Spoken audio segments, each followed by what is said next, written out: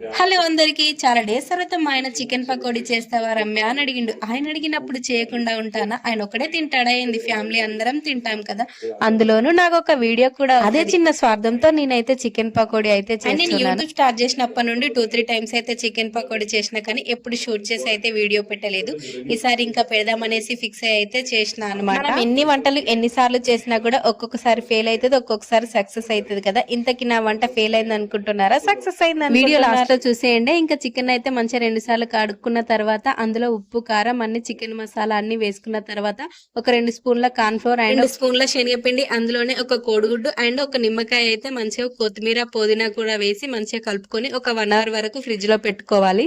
తర్వాత వేడి వేడి నూనెలో వేయకుండా నార్మల్ కాగిన నూనెలో వేసి సిమ్ లో పెట్టేసి అయితే కాలవాలన్నమాట. అప్పుడు నూనెలో నుండి తీసి వేడి వేడిగా తింటే ఉంటది అమృతం అంటారు కదా, అట్లుంటది అనమాట. నా వంట అయితే సక్సెస్ అయింది. వీడియో వస్తే లైక్